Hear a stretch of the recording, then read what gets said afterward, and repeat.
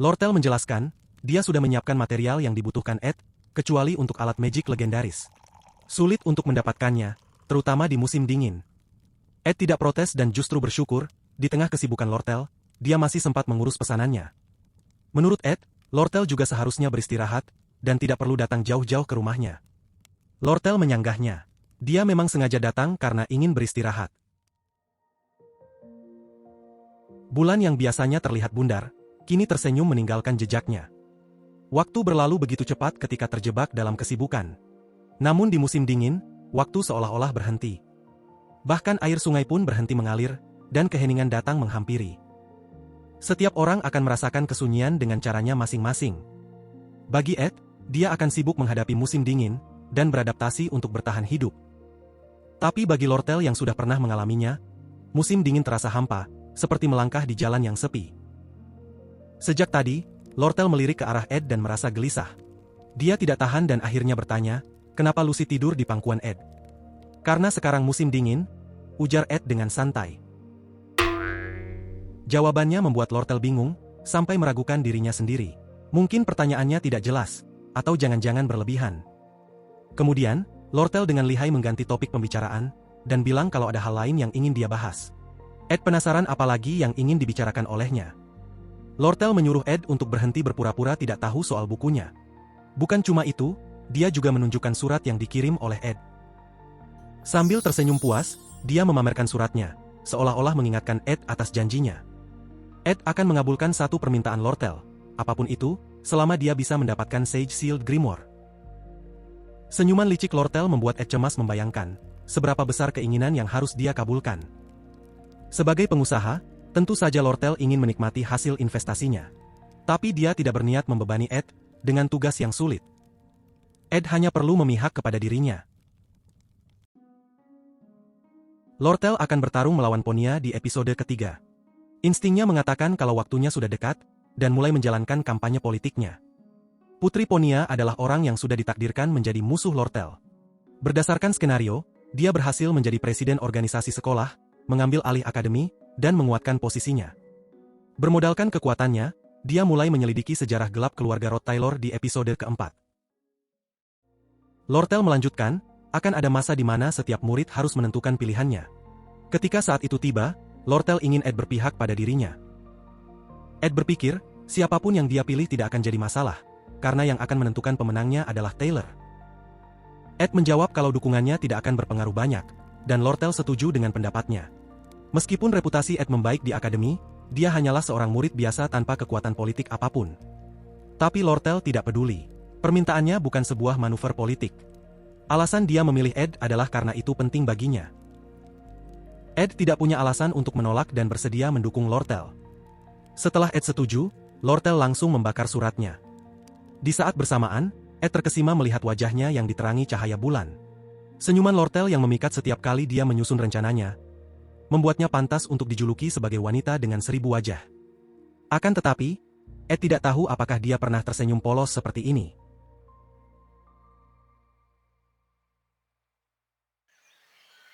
Saat ini adalah liburan musim dingin. Tidak ada kelas atau tugas akademik yang harus dilakukan. Tadinya Ed ingin bermalas-malasan, tapi dia tetap bangun di pagi hari, karena ini sudah menjadi rutinitasnya. Lucy yang mengantuk, muncul dari dalam rumah untuk menyalakan api unggun. Ed mengingat kembali perkataan Lortel soal adiknya. Lortel tidak tahu apakah adiknya benar-benar membencinya, atau itu hanya pertengkaran kecil antar saudara. Tapi Tanya sepertinya sedang merencanakan sesuatu. Melihat tingkahnya yang lucu, Lortel memperkenalkan beberapa murid kepadanya. Tanya berniat menemui mereka semua hari ini, dan mungkin akan menemui Ed besok untuk memakinya. Sesuai dugaan Lortel, tidak lama kemudian, Tanya datang ditemani beberapa pelayan.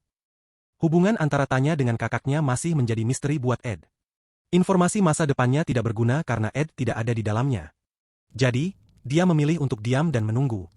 Dia akan beradaptasi dan menyesuaikan reaksinya setelah melihat sikap Tanya. Setelah diam sejenak, Tanya akhirnya berbicara. Dia membawa hadiah untuk Ed karena sudah lama tidak bertemu.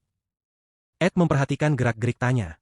Dia mengalihkan pandangannya dengan gugup, sedikit ketakutan, atau mungkin malu. Yang jelas, dia tidak datang dengan niat buruk. Dari situ dia menyimpulkan, Tampaknya Ed menjalani kehidupan yang solid selama berada di kediaman Rod Taylor. Ed meminta maaf kepada pemilik tubuhnya. Dia sempat berpikir hidupnya juga menderita di dalam keluarganya. Tanya ketakutan melihat Ed yang tiba-tiba berdiri. Ingatan masa lalu kembali menghantuinya. Ed melempar masakan yang menurutnya tidak pantas untuk disajikan kepada pewaris tahta keluarga Rod Taylor. Di sampingnya, Tanya hanya duduk terdiam sambil menyantap masakannya. Ed memuji kecerdasan Tanya yang bisa menyembunyikan kebencian terhadap dirinya. Lalu dia menginjak kepala pelayan ke lantai untuk menguji kesabaran Tanya. Tanya gemetar dan sudah tidak bisa menahan emosinya. Dia meminta kakaknya untuk berhenti menyakiti pelayan tersebut.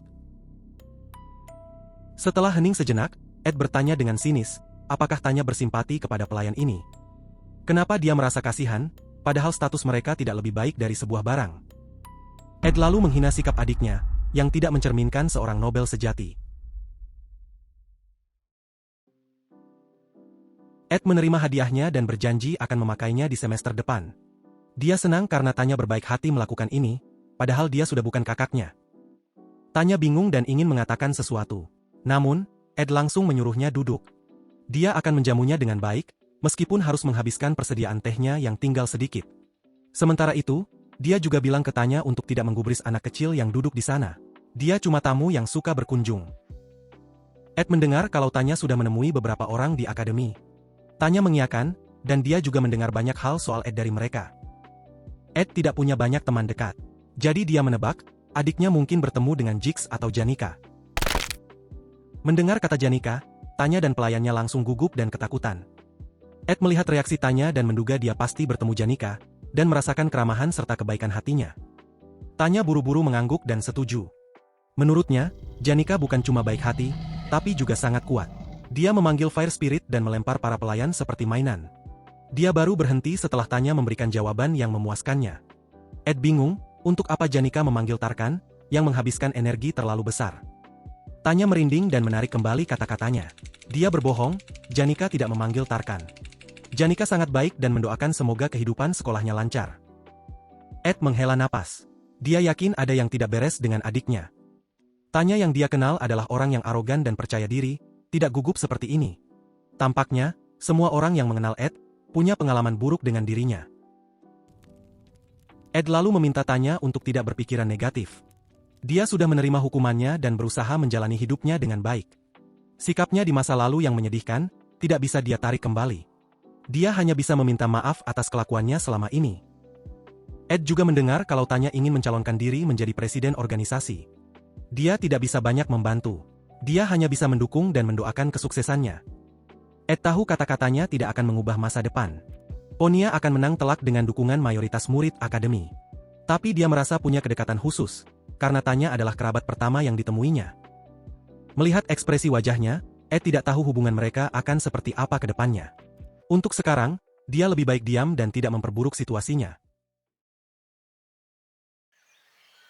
Di dalam asrama Oveles Hall, Tanya menarik napas dalam-dalam. Pikirannya saat ini sedang kacau. Dia sangat memahami sifat kakaknya yang seperti sampah.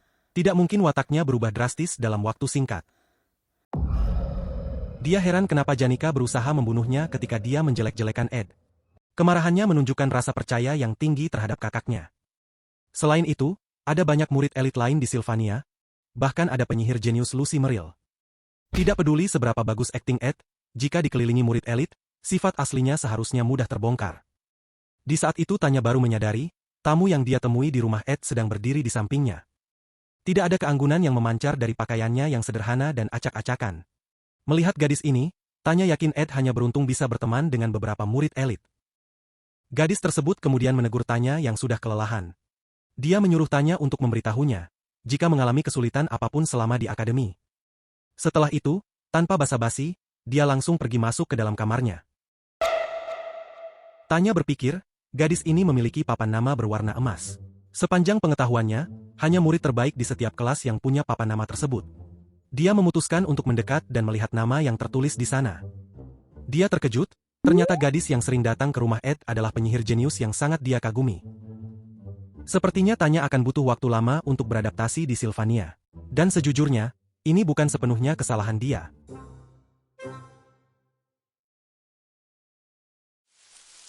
Pada sore hari di dalam gazebo Taman Mawar di depan Ovales Hall, Anis dengan panik meminta Belle untuk mengenalkannya pada seorang pria. Akan lebih baik jika dia tampan, tinggi dan terhormat. Anis yakin Belle bisa membantunya. Belle sudah lama bekerja di Ovales Hall, tentunya dia mengenal banyak murid berprestasi yang tidak punya pacar. Belle sedikit terkejut. Dia mengira Anis adalah orang yang tidak sembarangan bertemu pria. Dia juga ragu kalau Anis punya pengalaman kencan. Melihat Anis yang tiba-tiba murung, Belle melanjutkan bahwa dia tidak bermaksud menyinggung. Tapi Anis biasanya terlalu sibuk dengan pekerjaannya. Jadi Belle tidak menyangka kalau Anis tertarik untuk berkencan. Sama seperti Ed, yang sebentar lagi akan naik ke kelas 3. Mereka berdua punya banyak kemiripan. Belle memperhatikan sikap Anis yang gugup setelah mendengar nama Ed. Intuisinya mengatakan ada yang tidak beres. Ketika dia akan bertanya, Anis sudah memotongnya dan mengakui kalau yang dipikirkan Belle adalah benar. Awalnya dia bertemu Ed karena ingin memastikan sendiri apakah Ed adalah orang yang baik.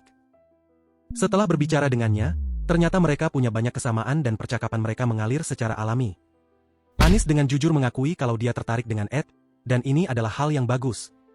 Kalau Ed bahkan bisa membuatnya tertarik, maka Janika sudah menemukan orang yang tepat. Andaikan perasaannya adalah sebuah tumor, Anis merasa lega karena menemukannya lebih awal. Yang harus dia lakukan sekarang adalah menyingkirkan perasaannya. Lagi pula, Ed bukan satu-satunya murid laki-laki di sini. Dia hanya perlu berpacaran dengan murid lain. Akan tetapi, perkataan Belle selanjutnya justru menusuk ke akar permasalahannya. Dia curiga kalau Janika sudah tahu soal perasaan Anis. Mencari laki-laki pengganti adalah tindakan yang tidak terpuji, dan Belle tidak percaya Anis tega melakukannya. Anis terburu-buru mencari pacar karena ingin membohongi perasaan dia yang sebenarnya. Anis menghela napas dan berkata kalau dia bertemu dengan Janika kemarin. Mereka bahkan tidak bisa bertegur sapa dan wajahnya terlihat sangat murung. Anis takut menyakiti Janika dan tidak tahu harus berbuat apa. Apalagi di semester depan dia harus mengawasi tes penempatan kelas dengan Ed. Belle dengan tenang berkata kalau ini bukan masalah besar. Justru hal ini mungkin adalah jalan yang terbaik. Janika adalah orang yang selalu tulus terhadap orang lain, dan mereka berdua selalu melindunginya agar dia tidak terluka. Tidak menyadari kalau masalahnya berawal dari Janika. Semua orang menganggapnya seperti orang yang sempurna, dan itu tidak baik. Belle sedikit terkejut ketika mendengar permintaan Anis. Tapi dia juga bersyukur, karena Anis percaya dan meminta bantuan kepadanya. Terkadang, kesulitan seperti yang dialami Anis dan Janika saat ini, menunjukkan sisi yang tidak sempurna, dan terlihat lebih mempesona di mata seorang pria. Seperti menumbuhkan keinginannya untuk melindungi seseorang. Tiba-tiba Anis teringat perkataan Clara. Dia ingin Janika merubah sikap Ed dari yang tidak peduli menjadi ingin melindunginya. Setelah beberapa saat, emosi Anis mereda. Belle yang menasihatinya untuk tidak merasa bersalah, membuat pikirannya kembali jernih. Kemudian, dia tidak bisa menahan senyumannya saat memikirkan Janika. Sesuai dugaan Belle, kesulitan Janika bisa merubah Ed menjadi peduli terhadapnya. Dan dia sudah menebak, di mana Janika berada saat dia kesulitan. Ed yang baru kembali, tidak sadar kalau Janika datang mengunjunginya. Ketika dia sedang memikirkan bagaimana cara memperbesar ruang tamu, dia menyadari kalau ada yang aneh dengan Janika. Dia tidak ceria seperti biasanya dan ekspresinya tampak murung. Ed menawarkan teh hangat dan Janika mengangguk, sambil meletakkan dagunya di lututnya. Sambil membawa teh hangat, Ed mengomentari salju yang kembali turun. Sepertinya ini akan terjadi setiap 2 hari sekali. Melihat Janika yang hanya diam, Ed memintanya untuk berbicara jika dia ada masalah. Awalnya Janika ingin mengucapkan sesuatu, tapi dia mengurungkan niatnya. Dia mengatakan kalau dia tidak bisa membicarakannya. Kemudian, Ed menyelimuti Janika dan meyakinkannya untuk tidak perlu memaksakan diri. Dalam hati, Ed selalu melihat Janika tersenyum, dan lupa kalau dia juga pasti mengalami kesulitan. Wajahnya terlihat seperti seekor binatang kecil yang terpojok, membuat Ed tidak bisa mengacuhkannya. Akhirnya, Janika membenamkan kepalanya di bahu Ed. Mereka berdua duduk terdiam sejenak di depan api unggun.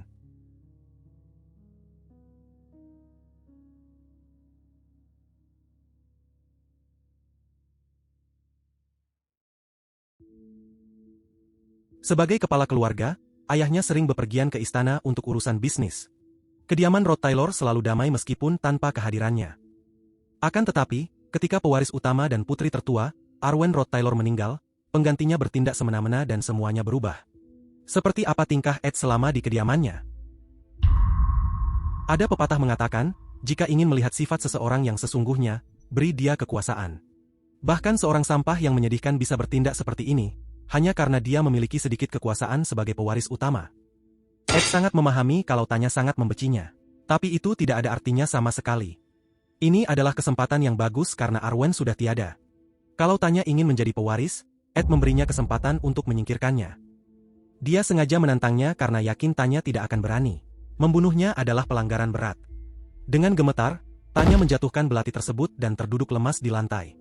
Lalu Ed menatap wajahnya, merendahkannya, dan membuatnya tertekan selama separuh hidupnya. Ini adalah kehidupan sehari-harinya, yang terkadang membuatnya sulit bernapas. Ketidakberdayanya untuk menyelamatkan keluarga dan orang-orang di sekitarnya, membuatnya merasa seperti mayat hidup. Kemudian, kesempatan emas datang dengan sendirinya. Ed diusir dari keluarga Rod Taylor. Yang perlu dia lakukan sekarang adalah membuktikan kualitas dirinya. Target utamanya adalah menjadi ketua organisasi sekolah pertama di Sylvania. Dan rencananya dimulai dengan ujian penempatan kelas. Pada hari ujian, Anis dengan wajah ketakutan berjalan menjauhi Ed. Dia tidak mau terjebak lagi dengan pandangan dan aroma tubuhnya. Sementara itu, tingkah Anis yang defensif membuat Ed bingung. Namun dia yakin Anis pasti punya alasan kenapa melakukannya. Jadi, dia tidak terlalu peduli dan mengalihkan fokusnya pada kegiatan hari ini. Bersama dengan Profesor Claire, mereka akan melakukan persiapan akhir sebelum ujian penempatan kelas dimulai. Tidak seperti ujian sebelumnya yang dilakukan di hutan bagian utara, ujian kali ini dilakukan di Pegunungan Oren. Ada sedikit perbedaan di dalam prosesnya, karena kali ini penanggung jawabnya adalah Claire, sebagai pengganti Profesor Glast. Pada tantangan sebelumnya, banyak murid kesulitan mencari beads dengan magic yang lemah. Tapi kali ini, murid tidak akan kesulitan mencari magic stone. Bukan cuma karena jumlahnya yang banyak dan tidak tersembunyi. Tidak ada perbedaan poin berapapun jumlah magic stone yang mereka dapat. Mereka akan lulus jika bisa mencapai puncak dan menaruh magic stone ke dalam altar of substitution. Kedengarannya mungkin sederhana, tapi Claire telah dibimbing oleh Glast selama bertahun-tahun. Mereka memiliki prinsip yang sama yaitu, tidak semudah itu masuk ke dalam kelasnya. Setiap murid harus bertarung dan melawan binatang liar. Hanya yang selamat yang berhak masuk ke kelas A. Dengan tingkat kesulitan yang tinggi, ujian ini mendapat julukan, bertahan hidup di neraka Pegunungan Oren. Pada akhirnya, karena Profesor Claire salah memperhitungkan tingkat kesulitannya, tidak ada murid yang lulus dalam ujian ini. Tentu saja, semua itu adalah skenario yang seharusnya terjadi di dalam game. Ed harus memastikan akhir dari ujian ini sama dengan informasi yang dia miliki, karena hasilnya akan mempengaruhi skenario berikutnya. Oleh karena itu, dia tidak ikut campur dengan keputusan Profesor Claire. Ed juga merasa tenang membiarkannya terjadi. Walaupun semua murid gagal, tidak ada yang mati selama proses ujian berlangsung. Hal itu karena mereka hanya akan melawan binatang hayalan, yang dipanggil melalui alat magic bernama Vision Disc. Tugas terakhir Ed adalah menempatkan alat ini dan memastikan keamanannya. Vision Disc berwarna ungu adalah yang paling penting. Ed tidak tahu detail ceritanya, karena ujian ini tidak ada hubungannya dengan Taylor. Tapi sepertinya Vision Disc ini adalah penyebab dari kegagalan murid kelas 1. Walaupun tindakan Anis yang mengurus alatnya sendiri patut dipuji, Ed khawatir dia tidak akan sanggup membawanya. Kemudian dia menawarkan bantuan karena Anis semakin lambat berjalan. Anis berterima kasih kepada Onis. Dia tersenyum lega karena dari tadi dia kesulitan membawanya.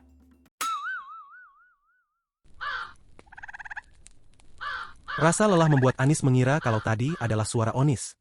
Merasa terkejut melihat wajah Ed, Anis secara refleks menarik alatnya dan kehilangan keseimbangan.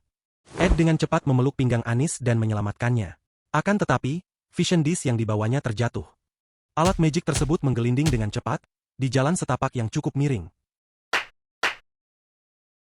Untungnya, di bawah mereka ada Klebius yang berhasil menangkapnya. Ed menghela napas karena hampir saja skenarionya buyar sebelum dimulai. Sementara Anis yang berada di sampingnya hanya diam tersipu malu.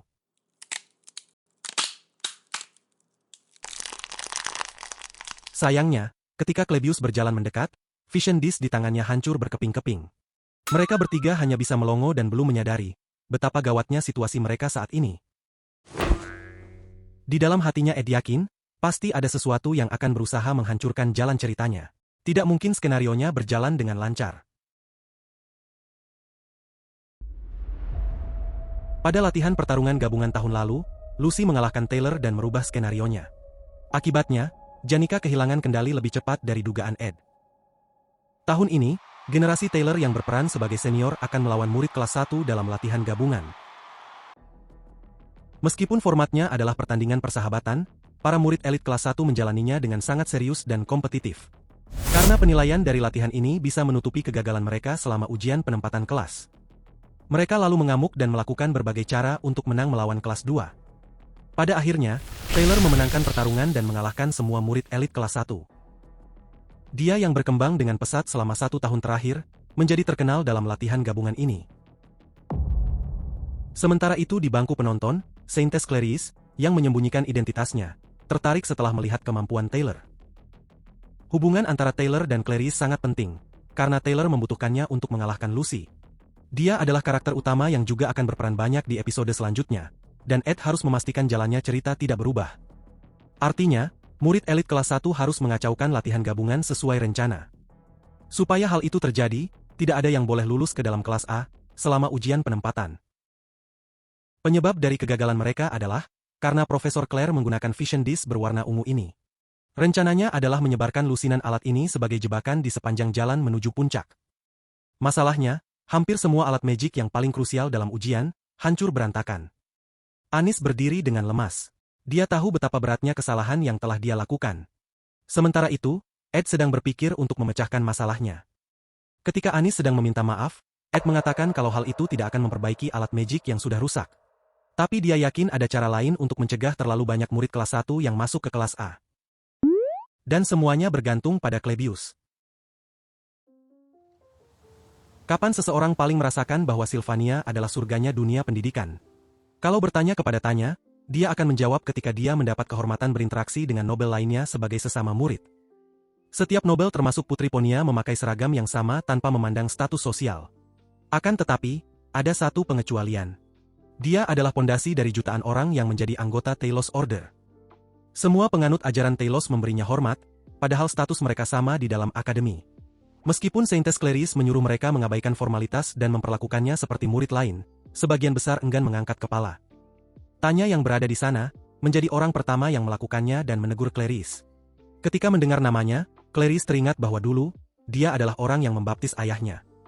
Tanya mengiyakan, itu adalah sebuah kehormatan besar bagi keluarga Rod Taylor. Dia juga melanjutkan bahwa di masa depan, dia akan dibaptis mengikuti jejak ayahnya. Clarice mengucapkan selamat dan menunggu kedatangan Tanya.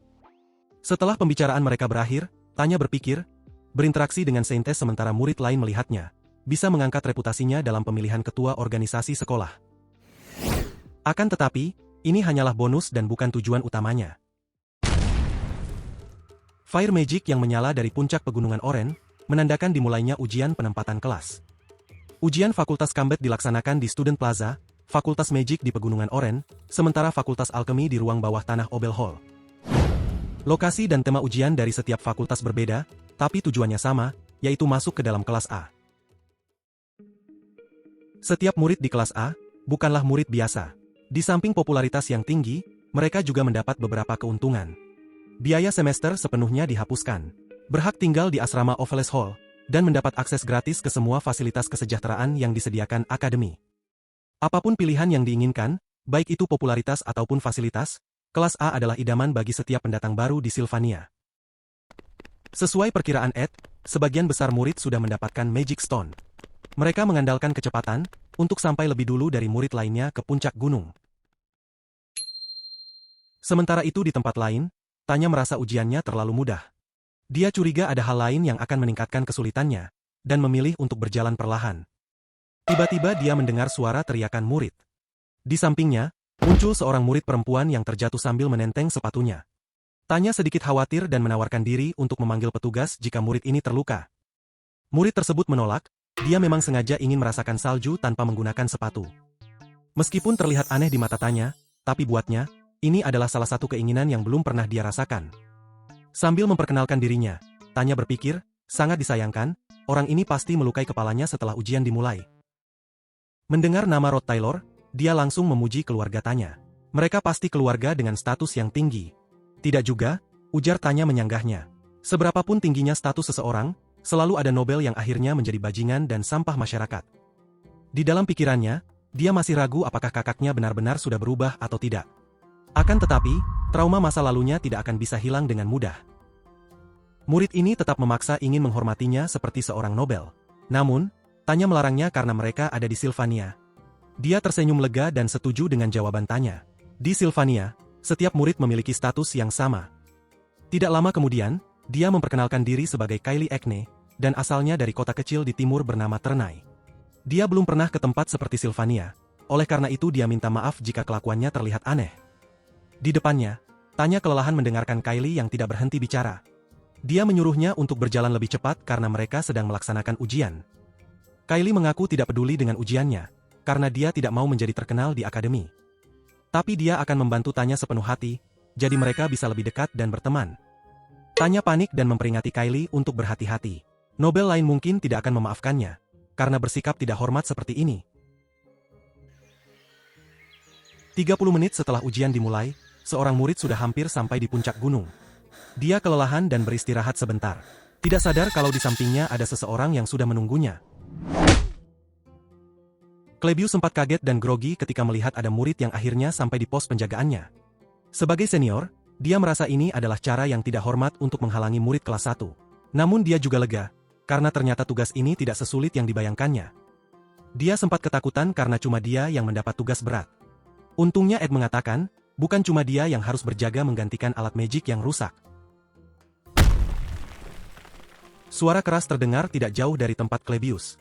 Anis dan Klebius bertugas untuk berjaga di tengah jalur menuju puncak. Jika ada murid yang berhasil lolos, maka mereka pantas untuk menjadi kandidat kelas A. Anis berjanji dalam hati untuk melakukan yang terbaik, karena semua ini adalah kesalahannya. Onis yang mahir dengan flying magic, bertugas untuk memastikan keselamatan murid.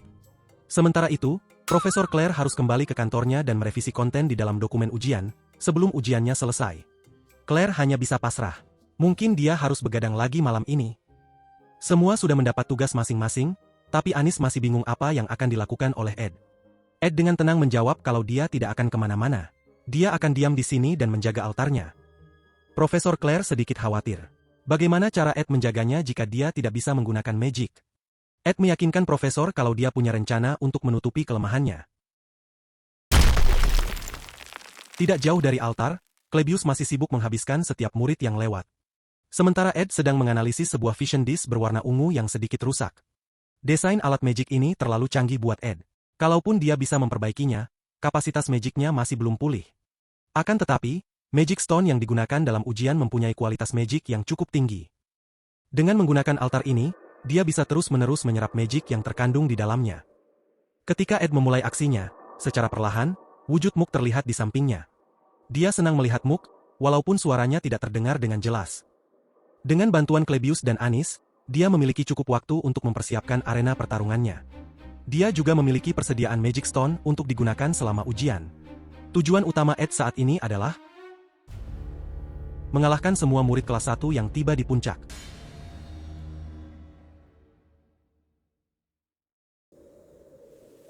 Para murid yang berhasil melewati tantangan pertama, tumbang dan berserakan di tengah jalur menuju puncak. Tanya yang baru sampai di sana, terkejut melihat monster yang muncul di hadapannya. Rasa frustasi Klebius sudah mencapai puncak. Ini kedua kalinya dia ditipu oleh Ed. Pertama menjadi umpan Tarkan, dan sekarang dia dipaksa bertarung melawan adik kelasnya. Tepat di saat Klebius akan menghabisi Tanya dan Kylie, terdengar suara keras dari arah yang berlawanan. Dia berhenti menyerang dan mengkhawatirkan Anis yang berjaga di sana. Karena ledakan yang barusan terjadi, bukan disebabkan oleh magic Anis. Melihat perhatian Klebius yang teralihkan, Tanya dan Kylie mencuri kesempatan untuk melarikan diri. Anis adalah asisten terbaik yang diakui oleh banyak orang, karena dia memiliki kemampuan praktikal dan akademik yang tinggi. Namun dalam hal pertarungan, dia hanya sedikit lebih baik dibandingkan rata-rata murid kelas 2. Saat ini Anis kesulitan menghadapi murid yang melalui pos penjagaannya. Rambutnya berantakan dan seragamnya penuh dengan debu.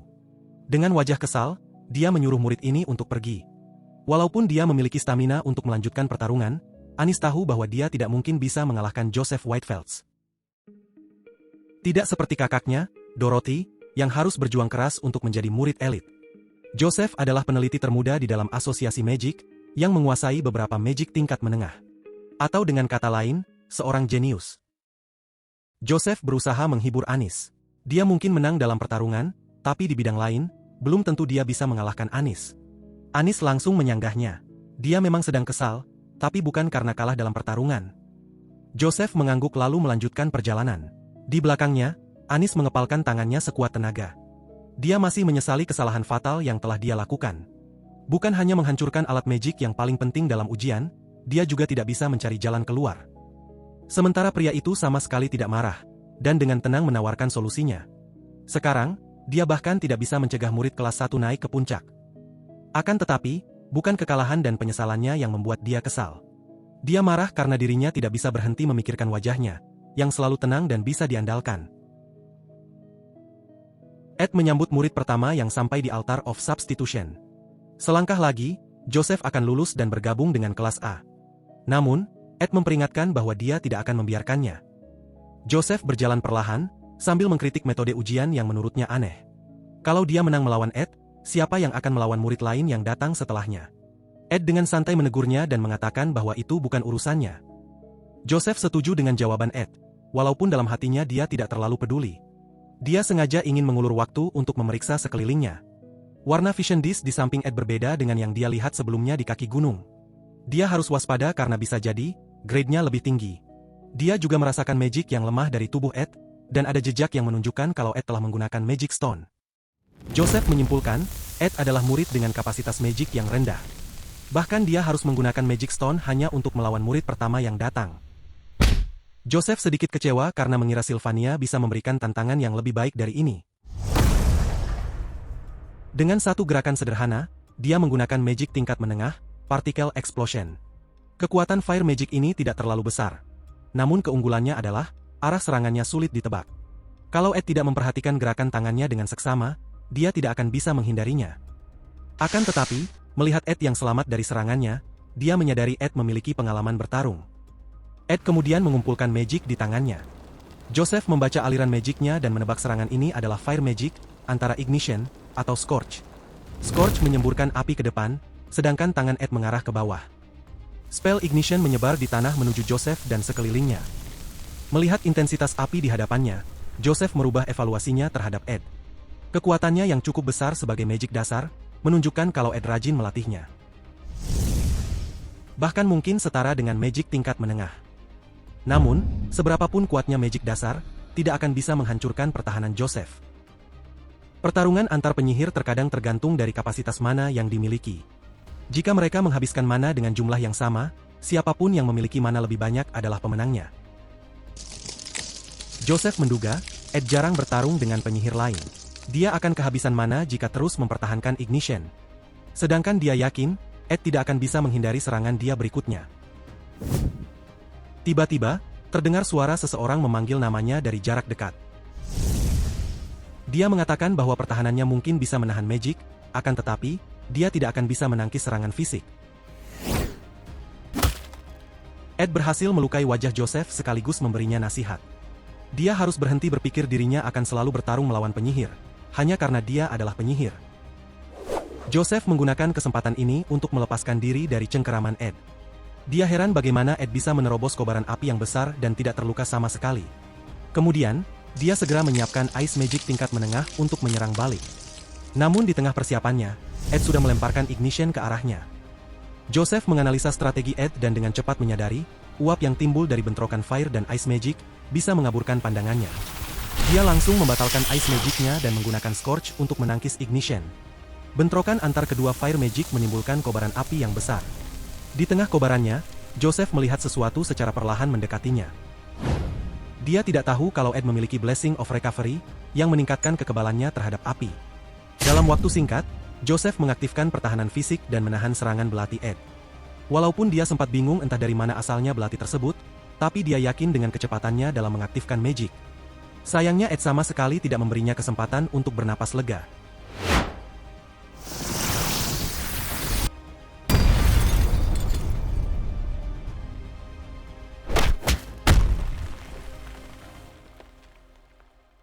Pertahanan Joseph hancur berantakan. Dia tidak percaya dirinya kalah cepat dalam mengaktifkan magic.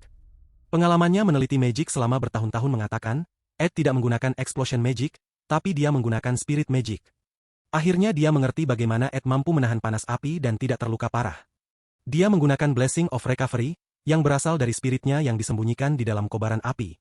Fire magic, spirit magic, dan juga alat magic yang belum digunakan. Joseph tidak tahu apa lagi yang masih disembunyikan oleh Ed.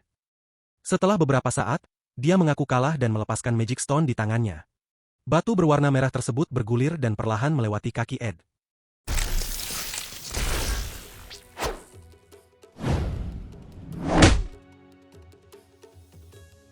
Joseph mengerahkan seluruh tenaganya dan memukul Ed.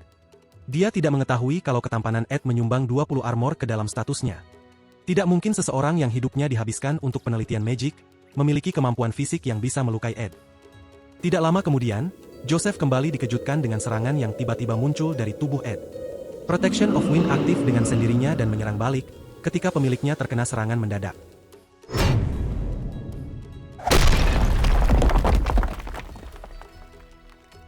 Joseph duduk di singgasana kekalahannya dan terluka cukup parah.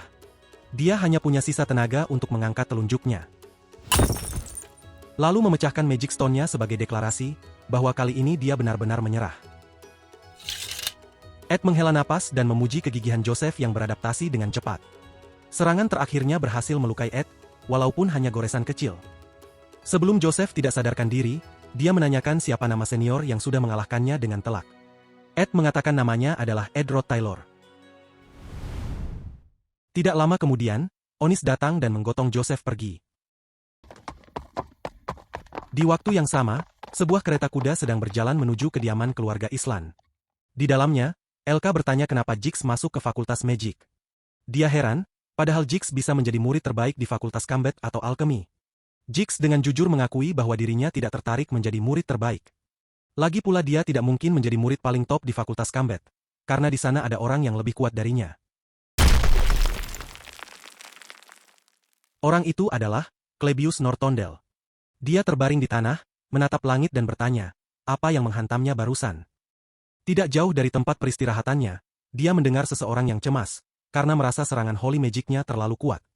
Onis yang berada di sampingnya, menyuruh kedua murid tersebut untuk pergi melanjutkan ujian. Klebius pingsan dengan perasaan bingung, bagaimana mungkin dia bisa menangkis serangan itu. 20 menit sebelum ujian berakhir, Tanya dan Kylie akhirnya sampai di puncak gunung. Mereka kembali disuguhkan dengan pemandangan murid dan tongkat magic yang berserakan. Di mana senior yang seharusnya menggotong mereka. Ketika menyadari ada orang yang sedang duduk bersandar di altar, Tanya mulai merasa panik. Dia adalah orang yang merupakan objek ketakutan, dan juga objek kebenciannya.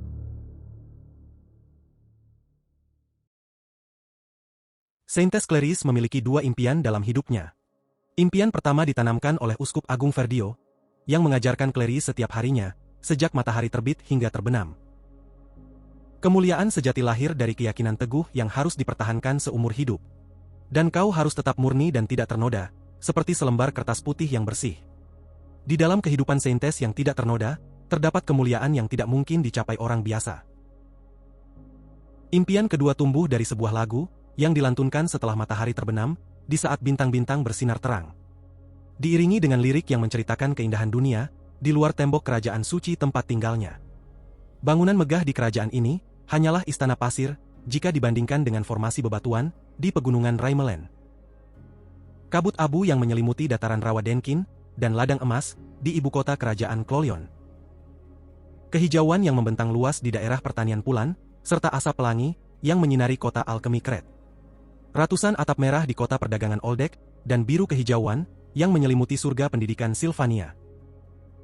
Di ujung gurun pasir merah Dresteia, tersembunyi lembayung, yang membayangi daerah anarki Kohelton. Putih bersih hanyalah sebagian kecil, dari beragam kekayaan warna alam yang indah. Lagu ini dinyanyikan oleh Adele, yang pernah bertugas menjaga api suci Telos. Sejak dia mengundurkan diri dari gereja Telos, dia mengklaim dirinya sebagai seorang romantis. Tidak ada yang mengetahui bagaimana dia bergerak dari satu bangunan ke bangunan lain.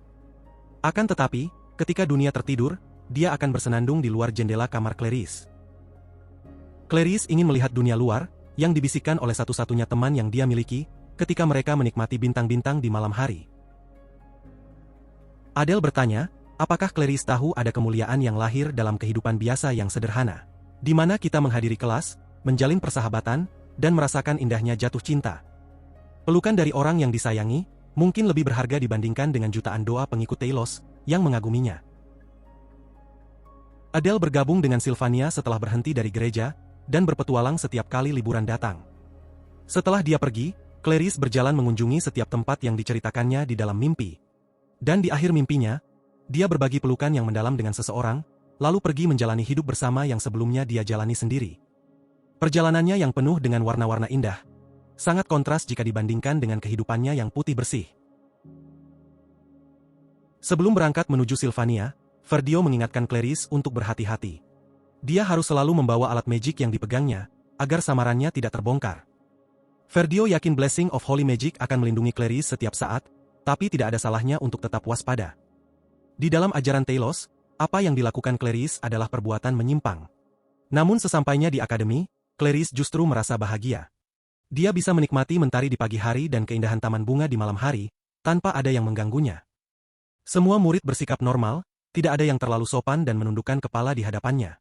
Setidaknya, tidak ada murid yang akan repot-repot mencari tahu kalau Kylie adalah seorang saintess.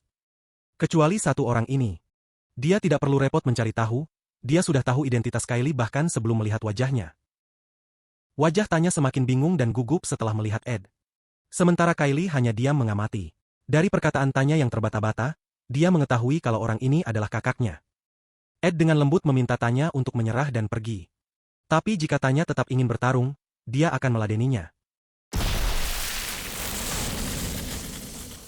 Tiba-tiba angin yang berhembus kencang muncul dari arah Ed, mengiringi kehadiran sebuah spirit tingkat tinggi. Tanya dan Kylie terkejut dan harus bersusah payah untuk tidak kehilangan keseimbangan. Di dalam pikiran Tanya, kekuatan ini lebih tinggi dibandingkan alumni, yang mempelajari spirit magic seumur hidupnya di akademi. Bahkan spirit sorcerer yang aktif saat ini, sudah bisa disebut veteran jika mampu menangani 5 atau 6 spirit tingkat menengah. Ketika angin mereda, di belakang Ed muncul sebuah serigala sebesar rumah. Mulutnya menganga dan meneteskan air liur. Mana kebiruan memancar dari matanya. Kylie memilih untuk menyerah. Dia berusaha meyakinkan Tanya, melawan Ed adalah tindakan yang gila. Tanya tidak menjawab dan terdiam sejenak. Aura serigala tersebut mengingatkannya pada trauma yang dia alami ketika bertemu dengan Janika. Akan tetapi, hatinya tidak mau menerima kekalahan. Jika dia menyerah sekarang, kapan dia bisa menghapus rasa takut yang terus menghantuinya? Tanya menguatkan tekadnya dan berkata, dia tidak akan menyerah meskipun harus menghadapinya sendirian. Ada beban dan tanggung jawab yang berada di pundaknya, sebagai seorang Nobel dari keluarga Rod Taylor. Tanya teringat 2 tahun lalu, Ed bahkan tidak bisa menggunakan magic dasar. Kemungkinan besar, spirit itu adalah palsu, dan dia hanya perlu mengalahkan Ed. Melihat Tanya yang berlari mendekati Ed, Marilda secara perlahan menghembuskan napasnya. Dia sangat hati-hati dalam menyerang, karena ujian ini bukan pertarungan hidup dan mati. Tidak perlu melukai murid, apalagi di hadapannya adalah adik Ed. Hanya dengan hembusan ringan, jangankan Tanya, Kylie yang jauh di belakangnya melayang dan terhempas ke belakang. Dia akhirnya menyadari kesalahannya, ternyata serigala itu nyata dan benar-benar spirit tingkat tinggi.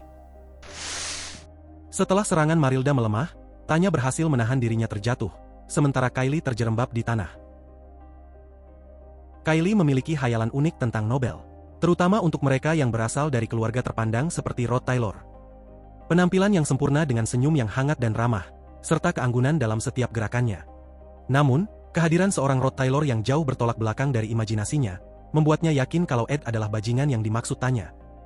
Dia mungkin tidak tahu bagaimana dunia luar bekerja, tapi dia memahami perkataan Tanya sebelumnya. Wajahnya yang memandang Ed dengan penuh kebencian adalah buktinya. Kylie kemudian berdiri dan menyuruh Tanya menyerang Ed sesuai dengan rencana. Dia akan membantunya menjadi umpan, dan mengalihkan perhatian spirit di belakangnya. Tanya tidak langsung menyetujui ide Kylie. Dia khawatir Kylie terluka, padahal ujian ini tidak ada artinya buat dia. Kylie mengingatkan Tanya, bahwa dia memiliki pasif skill yang akan melindunginya. Lagi pula, Tanya adalah teman pertamanya di akademi. Musuh Tanya adalah musuhnya juga. Biasanya, Tanya akan menolak pemikiran yang tidak masuk akal seperti ini.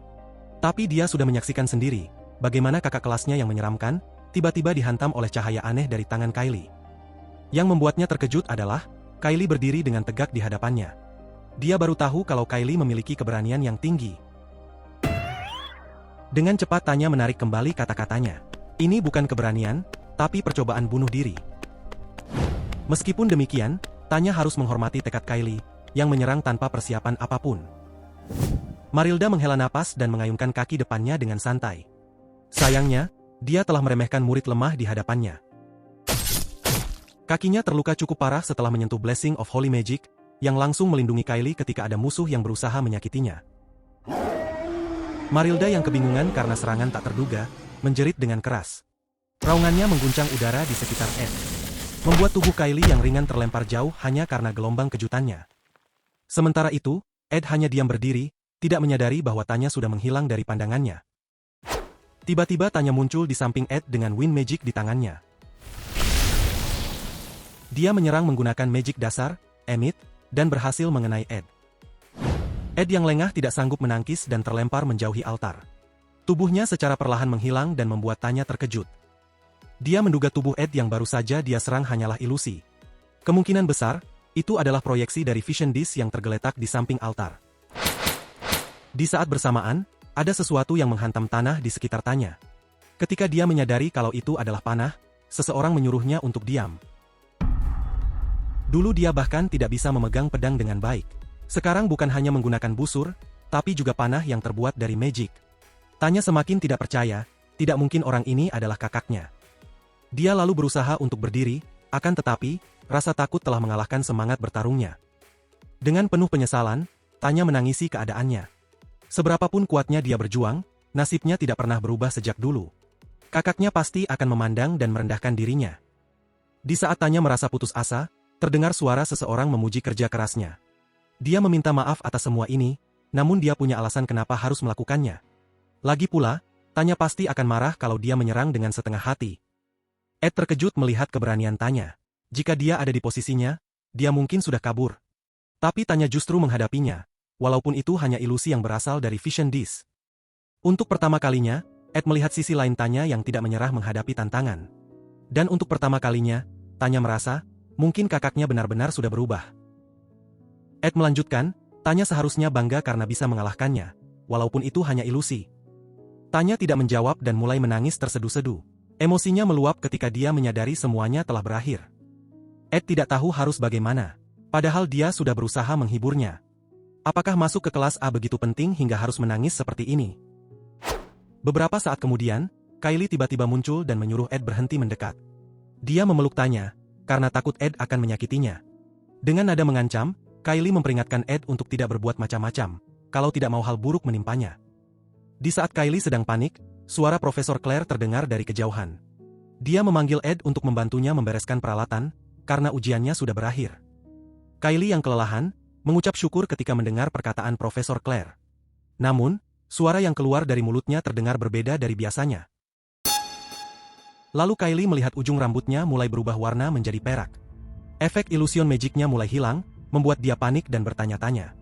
Apakah dia menjatuhkannya selama pertarungan tadi? Jangan-jangan, brosnya terlempar akibat serangan serigala itu. Padahal Verdio sudah mengingatkannya untuk berhati-hati, tapi dia terlalu asik bermain hingga melupakan pesannya. Di saat yang sama, Claire berjalan menghampiri Ed, dan mulai menyadari ada sesuatu yang terjadi di sana. Rasa putus asa terlihat jelas di wajah Kylie. Jika samarannya terbongkar, apalagi oleh seorang pengajar, kehidupan normalnya di akademi akan sirna.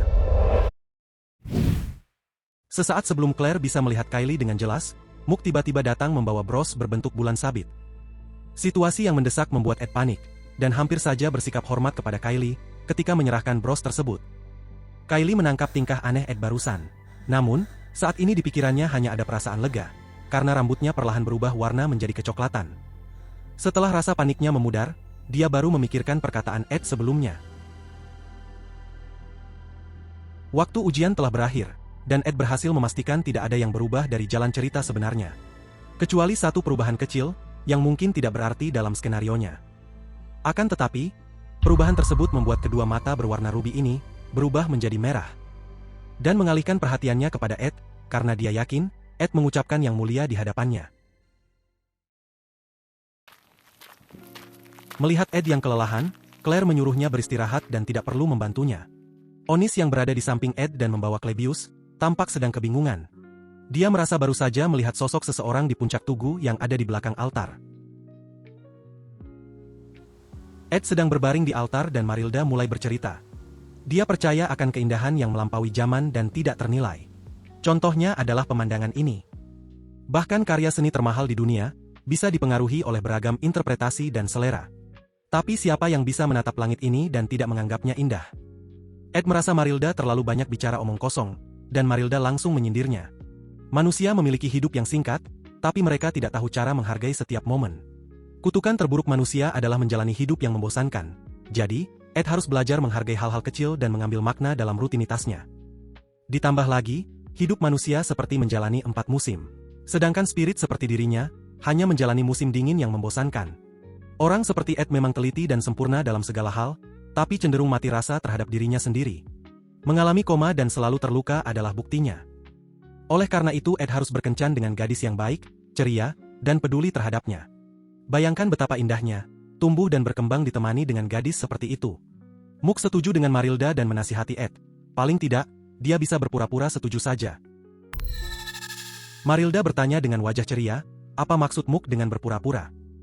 Sebelum Mook yang panik mengatakan sesuatu yang membuat Marilda semakin marah, Ed memutuskan koneksinya. Dia lalu bertanya, apakah Marilda tahu kenapa Janika terlihat murung? Marilda terkejut sekaligus senang melihat kekhawatiran Ed. Tapi dia tidak bisa membocorkan apa yang Janika tidak ingin ceritakan. Ed tidak perlu khawatir, ini adalah musim dingin yang panjang untuk Janika. Biarkan dia berkembang dan belajar dari kesulitannya. Hidup bukanlah cerita dongeng yang penuh kegembiraan. Dia harus bertahan menghadapinya, karena pada akhirnya, musim semi akan tiba. Kemudian, Marilda bertanya apakah dia boleh pergi.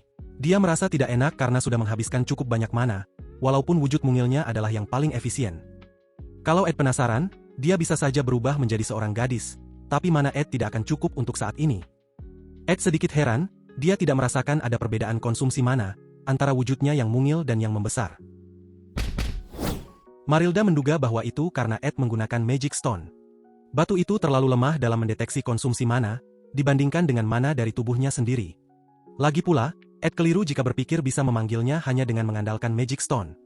Spirit sekelas dirinya, tidak mungkin mengikat kontrak hanya dengan satu orang.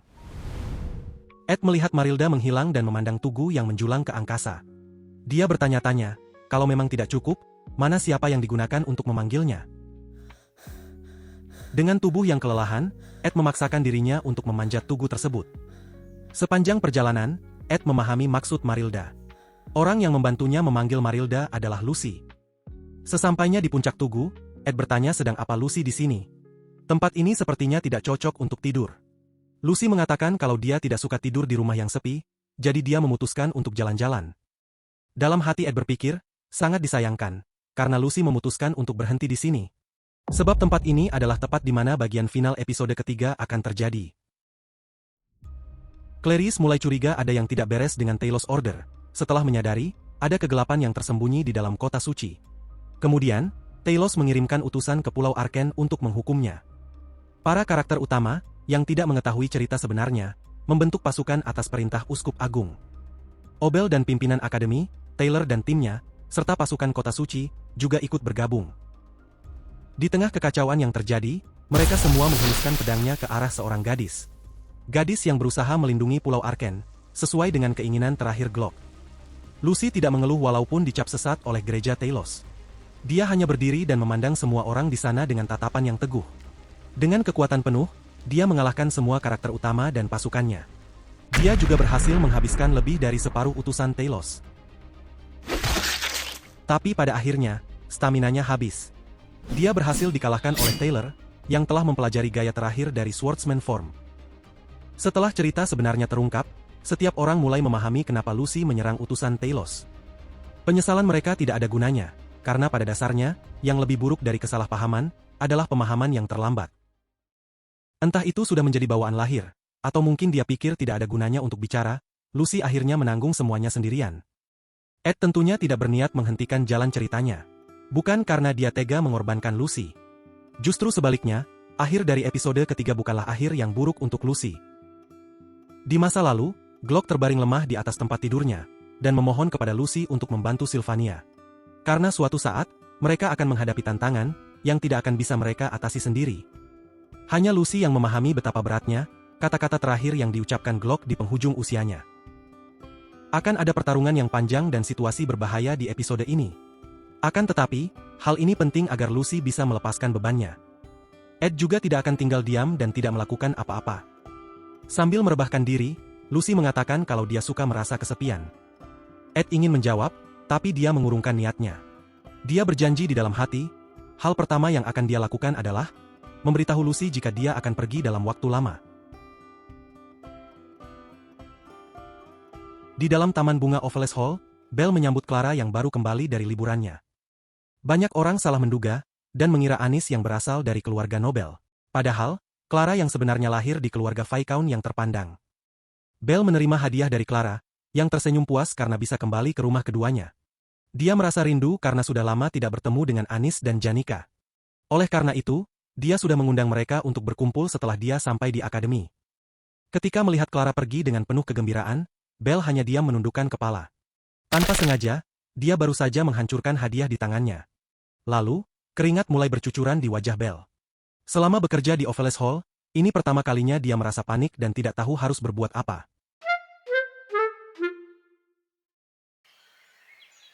Clara merasakan ketegangan yang luar biasa. Mereka sudah duduk dari tadi, tapi tidak ada yang berbicara. Tadinya dia ingin bercanda untuk memecah keheningan, namun dia tidak tahu apakah itu langkah yang tepat. Pertengkaran Anis dan Janika tidak pernah separah ini. Bagaimanapun caranya, Clara merasa harus mencoba memancing pembicaraan. Akan tetapi, sebelum dia sempat bicara, Janika tiba-tiba memanggil Anis dan membuat Anis terkejut. Dengan wajah sedih, dia bertanya, apakah Anis sudah mendapat pelukan dari Ed? Ed sedang membuat beberapa pemecah angin, yang terbuat dari kayu dan diikat dengan tali. Alat ini dapat menghalangi angin yang tidak terlalu kencang. Dengan tingkat kesulitan kurang dari 2 bintang, alat seperti ini tidak bisa meningkatkan status dan keahliannya lagi. Untuk menaikkan levelnya, dia harus mencari alternatif lain. Di saat Ed masih sibuk membuat pemecah angin, seseorang datang mengunjunginya. Belle merasa lega melihat Ed dalam keadaan sehat, dan juga memuji persiapannya untuk menghadapi badai salju. Dia datang untuk membawa Lucy pulang ke asrama, karena akademi baru saja membuat peraturan baru. Setiap murid tidak boleh berkeliaran selama badai salju, kecuali untuk keperluan sangat penting. Mengingat anak ini memiliki resiko tertinggi untuk kabur, dia akan membuat jadwal shift untuk pengawasan non-stop selama 1 minggu penuh. Ed mengerti apa yang dipikirkan Belle, dan berkata kalau dia tetap akan berbicara formal. Dia juga memahami perasaan Lucy yang tidak mau dikurung di asrama. Namun, dia tidak bisa melanggar peraturan akademi. Belle lalu bertanya apakah Ed yakin bisa menghadapi badai, dengan kondisi seperti ini. Dia tidak bermaksud lancang, tapi menurutnya, persiapan Ed masih belum memadai. Ed berpikir, untuk mencegah kerusakan, dia melilitkan tali di sepanjang atap dan mengikatnya ke tanah. Selain itu, jebakan dan peralatan berburu sudah diamankan di dalam rumah. Sementara dia akan menginap di perpustakaan selama 1 minggu, untuk mempelajari magic engineering. Ed mengatakan kalau dia membuat semua ini hanya untuk melindungi rumah serta gudangnya. Dia tidak berencana tinggal di sini, dan akan mengungsi selama badai berlangsung. Melihat ekspresi wajah Belle yang masih ragu, Ed meyakinkannya untuk tidak perlu khawatir. Belle mungkin terlalu cemas karena ini adalah pengalaman baru baginya sebagai kepala pelayan. Belle menyanggahnya, ada hal lain yang mengganggu pikirannya. Tapi setelah beberapa saat, dia berubah pikiran, karena merasa dia terlalu ikut campur. Ed malah semakin penasaran dan ingin tahu apa maksudnya. Tapi Belle tidak menggubris Ed, dan hanya bisa mendoakan semoga beruntung. Clara yang tidak mengerti apa maksud pertanyaan Janika, menunggu jawaban dari Anis. Sementara itu, Anis yang panik dan canggung, hanya diam dan tidak bisa menatap mata Janika. Kemudian Clara berusaha menengahi, mungkin spirit Janika salah melaporkan sesuatu. Namun, dia langsung terkejut mendengar Anis mengakui, kalau dia sudah menggoda Ed.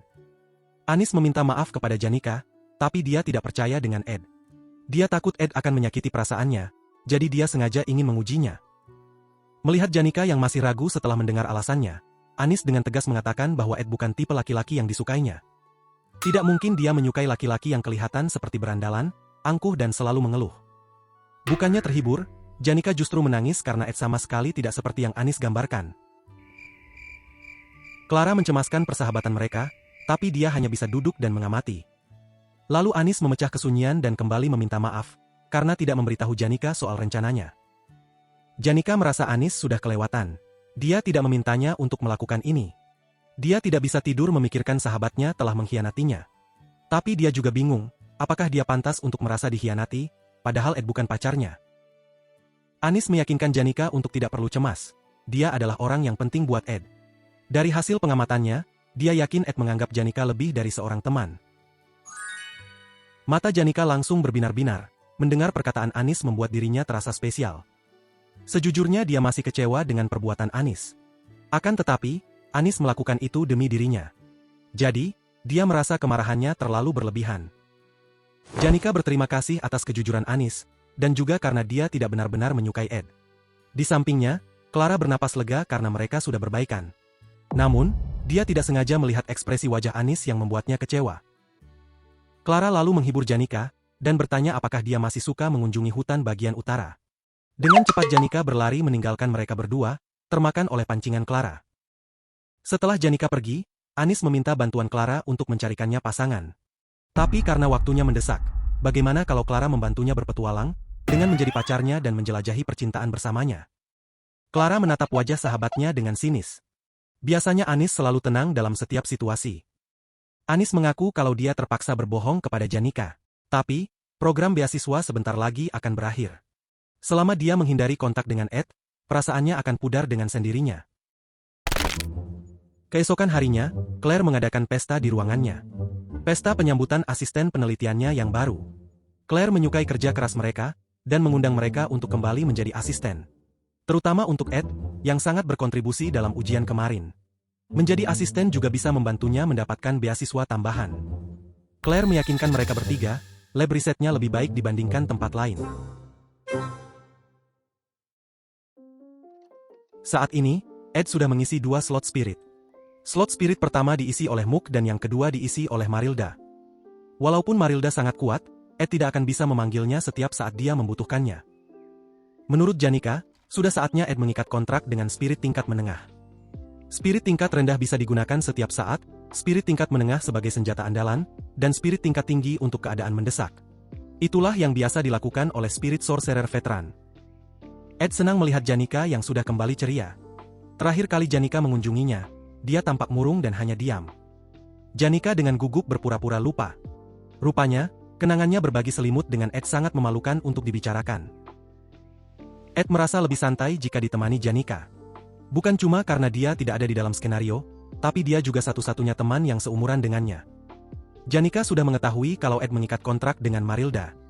Namun, dia heran bagaimana Ed melakukannya dengan status spirit yang rendah. Ed dengan jujur mengakui kalau dia menggunakan trik khusus, dan mengeluarkan Golden Phoenix Ring. Dia merasa Janika sudah banyak membantunya dan bisa dipercaya. Jadi Ed menceritakan soal cincin tersebut, dan rencananya di masa depan. Setelah mendengar ceritanya, Janika menyadari kalau Ed tidak bisa mengikat kontrak dengan spirit tingkat menengah. Ed setuju dengannya, dia baru bisa melakukannya setelah magicnya pulih di awal semester berikutnya. Walaupun Ed menggunakan trik, Janika tetap mengucapkan selamat kepada Ed. Biasanya, spirit sorcerer menyebut hari di mana mereka mengontrak spirit tingkat tinggi, sebagai hari ulang tahun kedua mereka. Ed mengatakan, sebentar lagi akan ada pemilihan ketua OSIS. Sebagai murid terbaik di kelas 3, Janika mungkin akan menjadi sorotan. Janika hanya tertawa dengan canggung. Banyak yang menanyakan apa pilihannya, tapi dia berusaha untuk tetap netral. Tiba-tiba Janika mengingat sesuatu yang membuatnya panik. Dia menanyakan apakah adik Ed juga akan mencalonkan diri. Ed membenarkan, karena adiknya cukup ambisius. Lalu dengan wajah khawatir, Janika bertanya apakah hubungan Ed dekat dengan adiknya. Ed dengan jujur mengakui kalau dia tidak yakin, karena dia sudah diusir dari keluarganya. Akan tetapi, tanya sepertinya tidak punya niat jahat. Jadi, dia ingin mengenalnya lebih jauh. Janika dengan gugup menyadari, kalau Ed ternyata peduli dengan adiknya. Pertengkaran mereka mungkin cuma perselisihan antar saudara. Kemudian Janika memegang baju Ed, dan bertanya dengan suara gemetar. Apakah Ed tahu apa kesukaan Tanya? Apa ada barang yang dia suka sebagai hadiah, atau mungkin makanan? Ed curiga ada yang disembunyikan oleh Janika. Namun ketika dia bertanya, Janika dengan cepat menyanggahnya. Sayangnya, Janika bukan tipe orang yang mudah berbohong karena sifatnya yang terlalu polos. Hanya perlu 3 detik, sebelum dia tidak kuat menahan rasa bersalahnya. Ed hanya tersenyum mendengar pengakuan Janika. Menurutnya dia tidak merasa Janika melakukan kesalahan yang terlalu serius. Seorang pelayan datang dan mengatakan, murid tidak boleh keluar selama badai salju. Jika ada keperluan penting, silahkan hubungi pelayan yang berjaga. Setelah pelayan tersebut pergi, Clarice kembali memikirkan kejadian selama ujian penempatan kelas. Dia mengakui, penampilan seniornya tampak sangat menyeramkan. Namun, hal yang dia rasakan setelahnya adalah kegelisahan. Walaupun hanya sepintas, dia yakin Ed berusaha memanggilnya yang mulia. Clarice sudah berusaha keras mendapatkan izin untuk menjalani kehidupan yang normal. Sebagai gantinya, jika penyamarannya terbongkar, maka semuanya akan berakhir. Selama di sekolah, Kylie suka mendengarkan pembicaraan murid di kelasnya. Sangat mudah baginya untuk mengetahui kalau Ed tinggal di hutan bagian utara. Karena banyak murid kelas 1 yang membicarakannya. Clarice memutuskan untuk bergerak, karena setelah badai salju berakhir, semester baru akan dimulai. Pada saat itu, sudah terlambat untuk membungkam mulut seniornya. Di dalam hatinya, dia takut menghadapi badai yang besar ini. Bukan cuma itu, dia juga takut melihat Ed, merasakan dinginnya cuaca di luar, dan apa akibatnya jika dia tersesat di dalam hutan. Di saat keraguan tumbuh di dalam hatinya, dia mengingat perkataan Adele. Tidak ada yang bisa menggambarkan keindahan beragam warna di dunia, kecuali dengan merasakannya sendiri. Clarice melompat dari jendela kamar, sambil mengaktifkan magic yang ada di dalam brosnya. Tubuhnya diselimuti cahaya berkilauan, dan penampilannya berubah menjadi Kylie. Dia membulatkan tekadnya untuk menemui Ed dan memastikan kecurigaannya. Secara perlahan, dia berjalan membelah badai salju, menuju hutan bagian utara. Blessing of Holy Magic belum tentu bisa melindunginya. Namun, semua ini demi kebebasannya. Kedua matanya sudah terbiasa dengan kegelapan, karena dia tidak pernah mengenal cahaya. Ketika dia dengan enggan membuka mata, dunia yang berlumuran darah kembali menggerogoti hatinya. Satu kenangan yang terukir di hatinya adalah wajah kakaknya, yang selalu berada di sisinya, di saat seluruh keluarganya berpaling. Wajah kakaknya yang berlumuran darah, ketika dia menusukkan pedang ke jantungnya. Mungkin karena ingin mengutuknya, dengan darah yang mengalir di mulutnya, dia mendekat dan mengucapkan kata-kata terakhir. Claire bertanya, apakah karena ada lab riset lain yang mengundangnya? Klebius dengan ragu mengatakan, bukan itu alasannya. Dia merasa lebih baik menghindari tanggung jawab besar, dan tidak menjadi beban seperti di ujian sebelumnya. Claire heran kenapa Klebius berpikir seperti itu, padahal dia puas dengan hasil kerjanya. Dia kira Klebius mendapat tawaran lebih baik di tempat lain. Klebius dengan bimbang menyanggahnya. Claire sudah memperlakukannya dengan baik, dan dia senang bekerja di sini.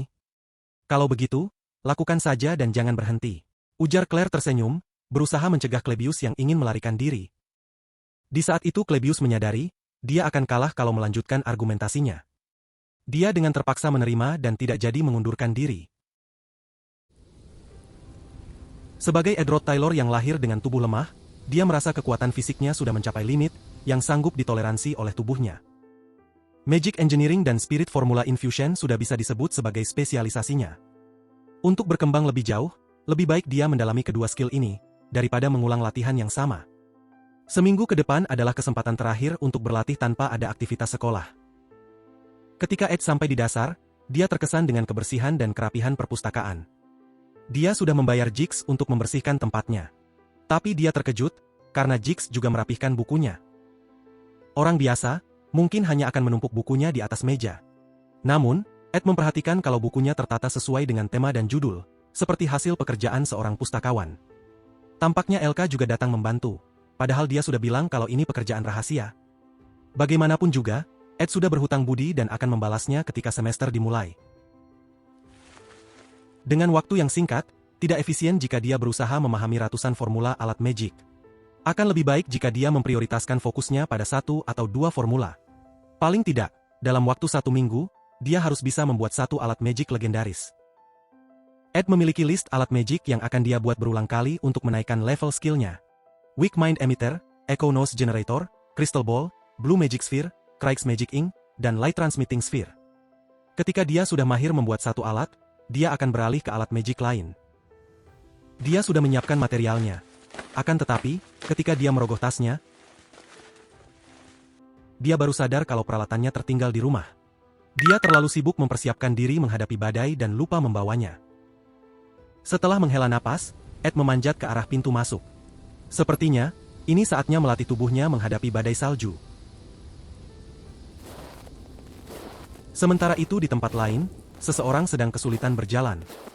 Tidak seperti apa yang dikatakan oleh Adele, di tengah salju putih ini, tidak ada keindahan beragam warna di dunia. Kylie sudah mempelajari letak tempat tinggal Ed sebelumnya. Setelah menemukan sungai, dia hanya perlu mengikutinya hingga sampai di rumah Ed. Tanpa disadari, ketegangan dan rasa takutnya sudah mereda. Menemukan rumah Ed telah membangkitkan semangat dan harapannya. Clarice bukan gadis yang lemah. Di samping bakat yang tinggi, skill ini membuatnya jauh lebih baik dibandingkan penyihir lainnya. Semua serangan akan dikembalikan dengan kekuatan 2 kali lipat. Jadi, walaupun Clarice bertemu dengan pencuri atau binatang buas, dia tidak akan tersakiti. Meskipun demikian, dia merasa ketakutan ketika menghadapi Ed. Kemungkinan, sebagai pewaris tahta keluarga Rod Taylor, Ed telah dibaptis oleh Talos Order. Holy Magic Blessing tidak akan berfungsi menghadapi orang yang sudah dibaptis. Karena mereka yang menganut ajaran Talos, tidak boleh menyakiti sesamanya. Lagi pula, orang yang sudah dibaptis seharusnya tidak akan menyakiti Saintes. Kalau Ed berani mencoba menyakitinya, seharusnya dia tidak tahu identitas Kylie. Tapi kenapa dia hampir memanggilnya yang mulia? Itulah alasan kenapa Kylie berada di sini. Dengan bertemu Ed, dia berharap masalahnya akan terpecahkan. Setelah dia membuka paksa pintu rumahnya, keranjang yang ada di dekatnya terlempar. Darah yang ada di dalamnya berceceran di lantai. Membuat Kylie kaget dan bingung, kenapa di rumah Ed ada keranjang berisi darah. Lalu, ketika menoleh ke depan, dia terkejut melihat bangkai babi hutan yang tergantung dan masih meneteskan darah. Setelah mengalihkan pandangannya, dia melihat bercak merah di mana-mana. Di lantai, di dalam tumpukan perangkap, pisau jagal dan gergaji. Semuanya penuh dengan noda darah. Pemandangan ini terlalu sadis untuknya, yang selama ini hidup tentram di gereja Talos. Dia merasa seperti masuk ke dalam neraka. Kylie yang mulai panik, tiba-tiba mendengar suara langkah kaki dari luar rumah. Suaranya semakin mendekat dan membuatnya ketakutan. Tidak lama, seseorang muncul di depan rumah Ed. Wajahnya yang tertutup syal tidak terlihat dengan jelas.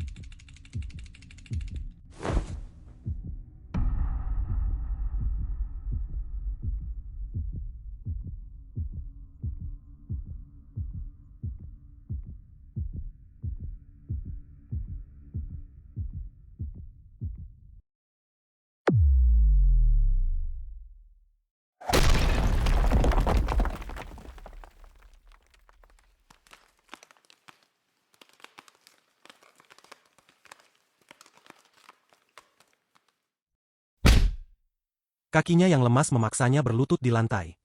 Kylie akhirnya menyadari, dia tidak sengaja telah membunuh seseorang yang tidak berdosa. Dengan menggenggam kedua tangannya, dia menangis dan berdoa. Memohon ampun karena telah berdosa besar dan menodai hidupnya yang murni. Untuk menebus kesalahannya, dia rela dibakar oleh kobaran.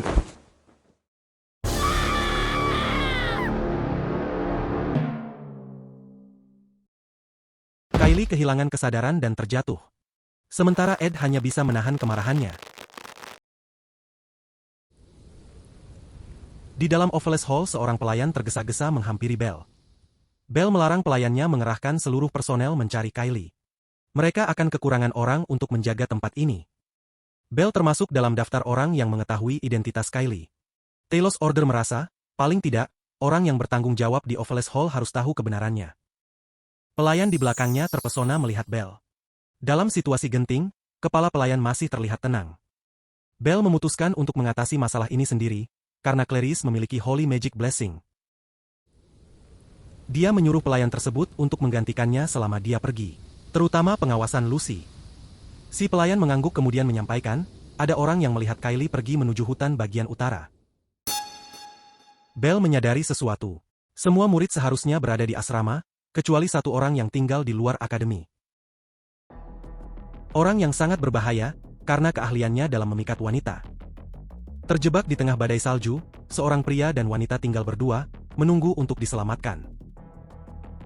saling mengandalkan satu sama lain hingga bantuan datang. Imajinasi Belle bukan sesuatu yang berlebihan. Dalam hal menaklukkan hati wanita, Ed menduduki posisi nomor 1 di Sylvania. Belle bergegas pergi menuju rumah Ed. Saintes dalam bahaya. Bahkan Holy Magic tidak akan bisa melindunginya dari Ed the Rizzler. Ada rumor yang beredar bahwa seseorang yang mencurigakan hidup di hutan bagian utara. Dengan wajah tanpa ekspresi, berjalan membawa mayat binatang yang berlumuran darah. Tapi bagi Belle yang mengetahui kebenarannya, semua rumor itu terdengar aneh. Menggunakan fire spell sederhana, yang juga melindunginya dari rasa dingin, dia bisa melihat jejak kaki mengarah ke rumah Ed. Orang lain mungkin menganggap Ed tidak ramah, tapi sebenarnya, dia adalah orang yang mudah diajak bicara dan penuh perhatian. Meskipun dikagumi oleh banyak gadis, dia tetap teguh menjalankan tugasnya. Menurut Belle, Ed adalah orang yang bisa dipercaya tidak akan menyakiti Clarice. Tapi memikirkan kemungkinan ada gadis lain yang masuk ke dalam koleksinya, membuat kepalanya pusing. Untungnya, Ed pasti tidak mengetahui identitas Kylie. Ed menyambut kedatangan Belle dengan tubuh penuh dengan perban. Sementara Clarice berlutut dan menangis, karena sedang dihukum oleh Ed. Melihat pemandangan yang menyedihkan ini, Belle penasaran apa yang sudah terjadi. Setelah beberapa saat, Belle berterima kasih atas penjelasan Ed. Sayangnya, dia tidak bisa berlama-lama di sini. Dia harus segera pergi membawa Kylie sebelum badainya semakin memburuk. Ed mengerti maksud Belle.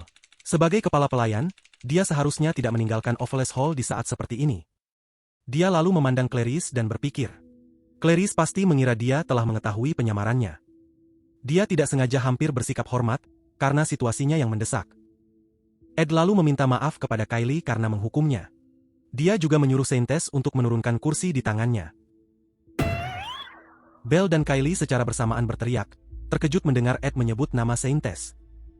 Ed dengan jujur mengakui, sebagai orang yang sudah dibaptis, mudah baginya mengenali Clarice ketika ilusion magicnya mulai menghilang. Di dalam hati Ed sudah tahu, identitas Clarice baru akan terbuka di bagian akhir episode ketiga.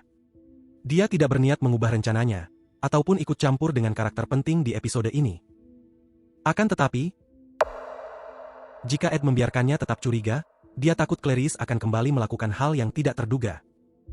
Ed melanjutkan, dia memahami rasa lelah yang dialami Clarice, karena terlalu lama hidup dalam aturan yang ketat.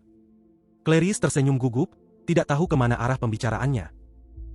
Sebagai penganut ajaran Telos, Ed seharusnya tidak boleh menyakiti Saintes. Tapi dia merasa wajib untuk mengajarkan apa arti kebebasan yang sesungguhnya. Ed bertanya, apa pendapat Clarice setelah melihat kehidupannya yang tidak terikat aturan akademi. Kylie memandang sekeliling rumah Ed dan berpikir. Kehidupan seniornya lebih terlihat seperti bertahan hidup, dan bukan menikmati hidup. Selalu ada sisi gelap dan terang dalam segala hal. Jika diibaratkan, Adele adalah sisi terang dari indahnya kebebasan. Sementara Ed adalah sisi gelap dari kebebasan itu sendiri. Ed lalu meminta maaf karena dia sudah kelewatan. Tapi menurutnya, selama ini tidak ada orang yang berani mengajarkan hal ini kepada Clarice. Dia meminta Clarice untuk pergi dan jangan kembali ke sini. Blessing tidak bisa melindunginya dari kecelakaan, tersesat, atau mati kedinginan. Kylie yang tidak bisa berkata apa-apa, pergi dari rumah Ed bersama Belle. Dia meminta maaf kepada Belle karena telah merepotkannya. Setelah dia kembali ke asrama, dia bisa menyantap makanan di ruangan yang hangat. Pemandangan ini hanya akan menjadi mimpi baginya. Akan tetapi di dalam rumahnya, tetap akan tercium bau amis darah dan rasa dingin yang menusuk. Sebuah kenyataan, betapa kerasnya hidup yang bebas dari aturan.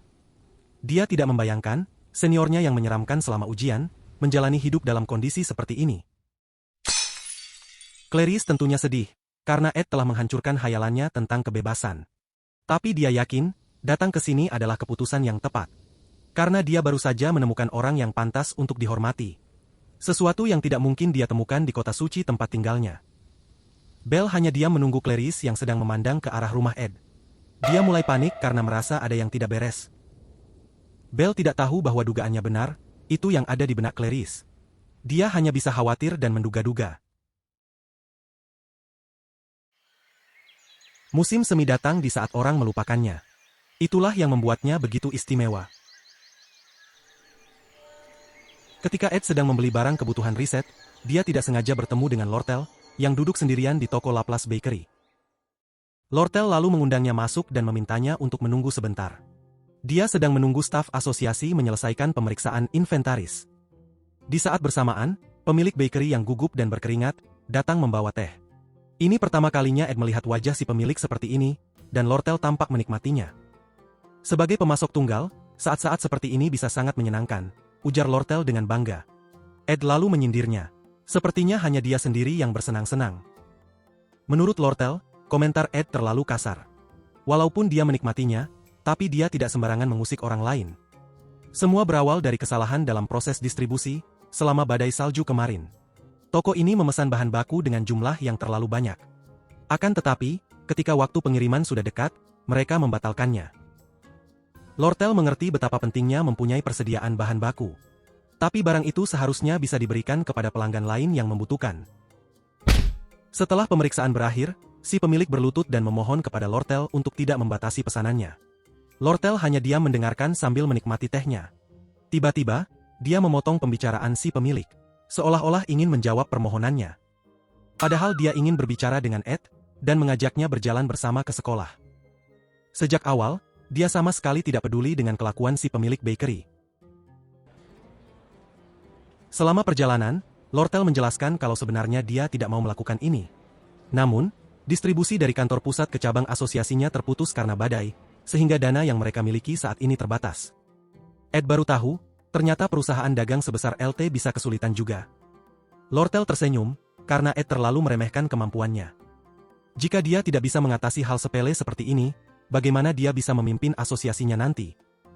Tidak lama kemudian, Lortel baru menyadari kalau Ed tidak membawa buku sama sekali. Ed dengan santai bilang, dia akan berlari ke perpus untuk meminjam buku, sebelum masuk ke dalam kelas. Lortel sangat khawatir karena jaraknya cukup jauh. Kenapa Ed tidak membelinya saja? Dalam hati dia baru ingat, buku di Sylvania cukup mahal untuk standar murid akademi, karena kualitasnya yang tinggi. Kemudian Lortel merogoh dompetnya dengan gugup. Asosiasinya sedang mengurangi pengeluaran, termasuk pengeluaran belanjanya. Ketika dia dengan ragu bertanya berapa harga semua bukunya, Ed langsung berterima kasih, tapi dia tidak perlu bantuannya. Lortel menghela napas lega dan mengalihkan pembicaraan ke pemilihan ketua OSIS. Ed penasaran apakah Lortel tidak tertarik untuk mencalonkan diri.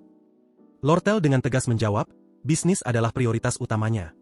Akan tetapi, dia juga akan senang jika ketua OSIS yang baru adalah orang yang tidak memusuhinya. Kalau Ed mencalonkan diri, dia akan mendukungnya. Ed menolak, tidak ada garansi dia akan menang walaupun dengan dukungannya. Lortel sebenarnya hanya basa-basi, dia sudah menebak Ed tidak akan tertarik dengan posisi itu. Dia lalu mengungkapkan keinginannya untuk mendukung Tanya.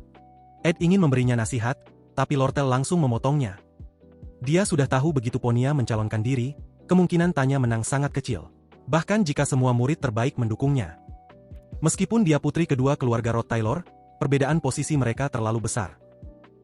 Ed berpikir, dugaan Lortel memang benar. Dengan kondisi akademi saat ini, Ponia sudah pasti akan menang dengan telak. Tanya, sebagai karakter penjahat di game, berusaha melakukan berbagai cara yang menyedihkan, hanya untuk mendapatkan satu suara lagi.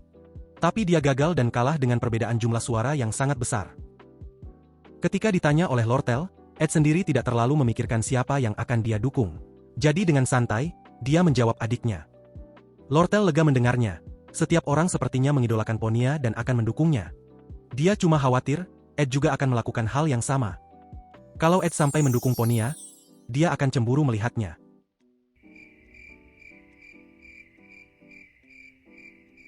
Sambil tersenyum, dia berusaha mendengarkan detak jantung Ed, memastikan apakah triknya berhasil. Ed dengan cepat menyingkirkan kepala Lortel dengan tangannya. Sementara Lortel membela diri dan merasa tidak melakukan kesalahan apa-apa. Ed menghela napas dan mengatakan kalau dia tidak berniat berkencan sampai dia lulus.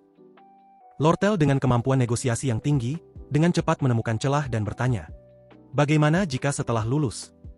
Ed hanya diam dan tidak menjawab. Tapi Lortel tidak peduli, karena dia sibuk menikmati tangan Ed yang memegang kepalanya seperti Lucy.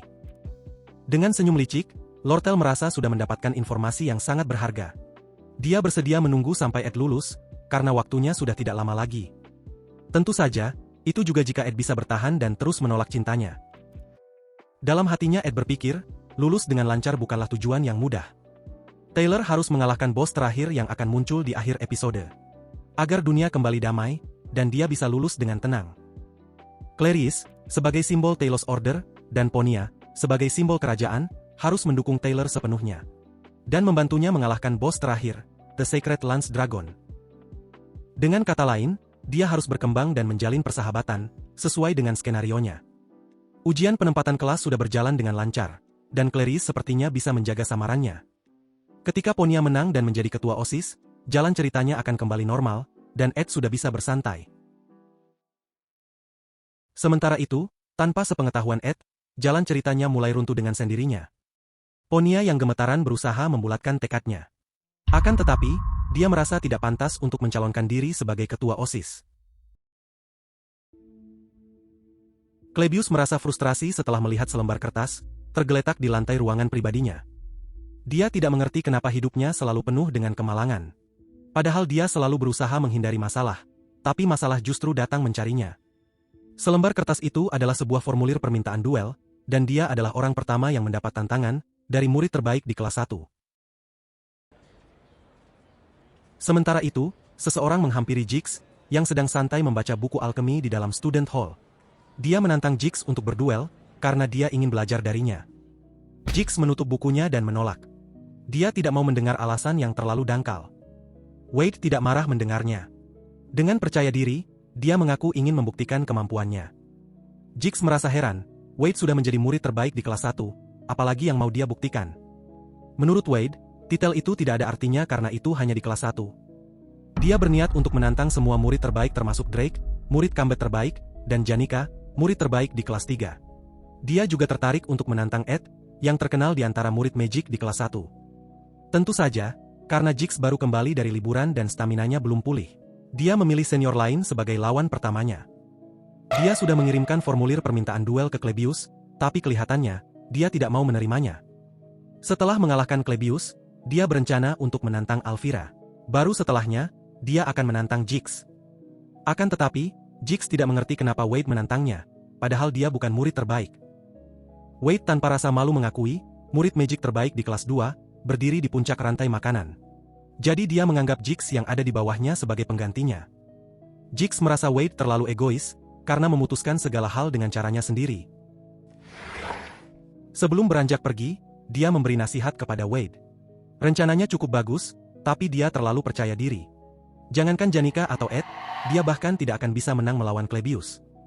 Wade harus belajar menerima kenyataan, jika dia ingin mencoba mengalahkannya. Di luar student hall, Jix berpapasan dengan orang yang familiar. Ed langsung berterima kasih atas bantuan Jix, yang telah merapikan perpustakaannya dengan baik. Jix lalu memberitahu Ed soal Wade, murid kelas 1 yang sibuk mengirimkan tantangan duel, kepada murid-murid berprestasi. Bukan cuma itu, dia juga sepertinya tertarik untuk melawan Ed. Ed kembali mengingat jalan ceritanya. Tantangan duel Wade seharusnya terjadi bersamaan dengan dimulainya pemilihan ketua OSIS.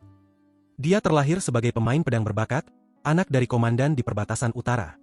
Ketika bergabung di akademi, Wade dengan mudah menjadi murid terbaik di kelas 1. Merasa tidak puas, dia memutuskan untuk melawan seniornya yang sudah memiliki reputasi di Sylvania. Pada akhirnya, dia mengalahkan mereka satu persatu, termasuk Jix. Tentu saja, pada saat itu Jix sudah kelelahan dari pertarungan sebelumnya. Walaupun tidak adil, kalah tetaplah kalah. Momentum Wade yang tampaknya tidak mungkin terbendung, berhasil dihentikan oleh Taylor. Jix selalu bertanya, apakah Ed tertarik melihat Wade di acara penyambutan murid kelas 1 malam ini? Ed menolaknya, karena hari ini dia sudah punya rencana lain. Lagi pula, dia sudah tahu seperti apa wajah Wade, ujar Ed di dalam hatinya. Kemudian mereka berdua berpisah dan pergi mengurus urusan masing-masing. Ed tidak lupa berterima kasih atas informasinya tentang Wade. Awalnya Ed berpikir, dia tidak peduli dengan hal-hal kecil di sekitarnya. Tapi entah kenapa, melihat suasana akademi yang bergelora seperti ini, justru membangkitkan semangatnya. Udara segar khas tahun ajaran baru, meringankan langkah kakinya. Dari kejauhan, Jix masih ragu apakah dia salah karena tidak memberitahukan Ed soal Ponia. Dia sering bertemu dengan Ponia, karena mereka sama-sama di kelas 2. Dan dia menyadari kalau Ponia sering terlihat murung. Terutama ketika nama Ed muncul, saat dia dan murid lain sedang berbicara. Awalnya Jix mengira itu hanya kesalahpahaman atau mungkin kebetulan. Tapi ketika dia mengujinya, dia memperhatikan sikap Ponia yang sensitif, setiap kali mendengar nama Ed. Jake selalu menghela napas dan memutuskan untuk mencari tahu lebih lanjut. Lagi pula, dia bisa memberitahu Ed ketika bertemu dengannya lagi nanti.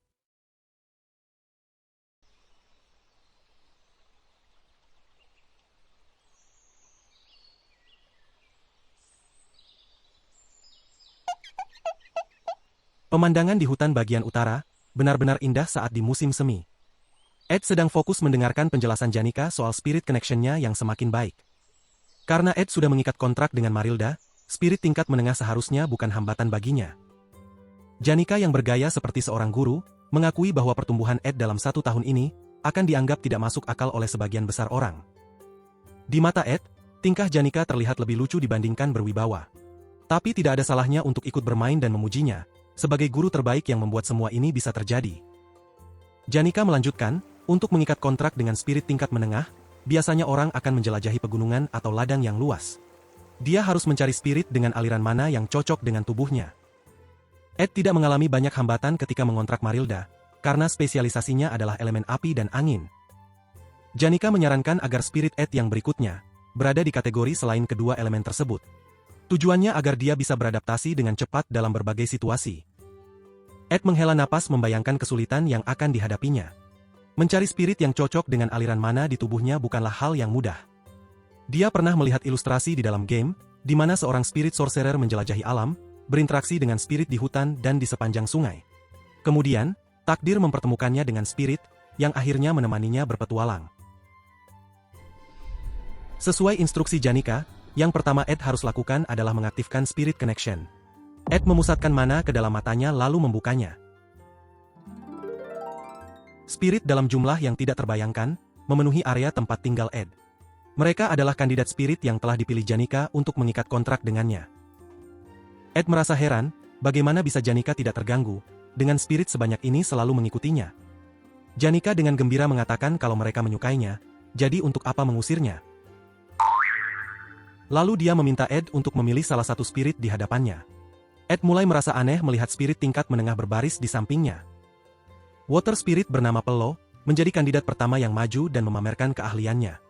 Sementara Mook di pundaknya bertingkah seperti juri, padahal dia cuma spirit tingkat rendah. Janika yang selalu penuh perhatian terhadap Ed, menyadari wajah Ed yang semakin gelisah. Ed menjawab kalau dia tidak apa-apa. Namun di dalam hatinya, Ed merasa seperti seorang pengusaha yang sedang membuka lowongan pekerjaan. Pesta penyambutan murid baru merupakan acara yang bermakna bagi murid kelas 1, dan mereka wajib menghadirinya. Sedangkan murid kelas 2 dan 3 tidak wajib untuk datang. Namun para staf berharap, paling tidak murid terbaik hadir dalam acara ini. Sayangnya kali ini Janika sibuk mengajarkan Ed, dan Lucy sibuk menikmati istirahatnya. Akan tetapi, ketidakhadiran mereka tidak mempengaruhi suasana acara, karena kehadiran seseorang yang spesial. Seorang murid yang sangat dikagumi oleh sebagian besar murid Sylvania, Putri Ponia. Meskipun Sylvania memegang teguh prinsip kesetaraan, sudah menjadi hal yang biasa jika orang takut berinteraksi dengan keluarga kerajaan. Hanya ada satu orang di acara ini yang berani berbicara dengan Ponia. Dia adalah pewaris utama keluarga Collermore, pelayan setia keluarga kerajaan, sekaligus satu dari 3 keluarga ahli pedang terbaik. Murid terbaik di kelas 1, Wade Collermore. Setelah permainan berakhir, Wade berkomentar bahwa Putri Ponia terlalu bimbang dalam mengorbankan pionnya. Sepertinya dia sedang mengalami banyak hal di Sylvania. Wade menyadari wajah Ponia yang kehilangan semangatnya, seperti orang yang terus mengalami kegagalan. Padahal, dulu dia adalah orang yang proaktif, positif, dan penuh percaya diri. Ponia lalu berkata, selama ini dia berpikir dirinya lebih baik dari siapapun dalam hal membaca pikiran orang lain. Tapi sekarang, dia mulai berpikir bahwa itu tidak benar. Wade berpendapat, menyadari kesalahannya adalah sebuah tindakan yang bijak, dan menandakan Ponia sudah semakin dewasa. Ponia merasakan ada sesuatu di balik perkataan Wade dan mulai berpikir. Awalnya, kesalahannya karena mengusir Ed dari asrama adalah masalah sepele. Tapi seiring berjalannya waktu, Ed mulai menunjukkan kemampuannya. Menyelamatkan Janika dalam insiden Gelaskan, lalu bertahan hidup di hutan dan memperbaiki nilai akademiknya. Membantu akademi dalam situasi krisis, dan sekarang diakui sebagai salah satu murid berbakat di kelas 3. Bahkan, banyak murid kelas 1 yang ikut memujinya. Prestasi Ed yang semakin bersinar di akademi, membuat kesalahannya yang sepele berubah menjadi fatal. Sementara itu terjadi, Ponia justru bertingkah seperti anak kecil, selalu menghindar, dan berharap semua itu akan hilang dengan sendirinya. Dia lupa bahwa setiap orang pasti pernah melakukan kesalahan dalam hidup. Semuanya tidak akan hilang jika dia tidak belajar dari kesalahannya. Karena belajar adalah kewajiban setiap murid di Sylvania. Setelah beberapa saat, Ponia berhasil menarik dirinya keluar dari kemurungan. Sambil merapikan bidak catur, dia kembali berpikir. Melarikan diri dari kesalahannya adalah tindakan yang bodoh. Yang perlu dia lakukan sekarang adalah memperbaikinya. Ponia memutuskan untuk menyelesaikan kegiatannya dalam waktu 3 hari. Lalu dia akan pergi ke hutan bagian utara dan menemui Ed. Mereka bisa duduk sambil berbincang ditemani api unggun. Berbicara dengan bebas, berterus terang dan meminta maaf. Putri Ponia merasakan kesegaran yang luar biasa. Tampaknya keindahan musim semi mulai menular ke dalam hatinya. Sayangnya, semuanya tidak bertahan lama. Di hari ketiga setelah acara penyambutan murid baru, berita kematian Ed sampai di telinganya.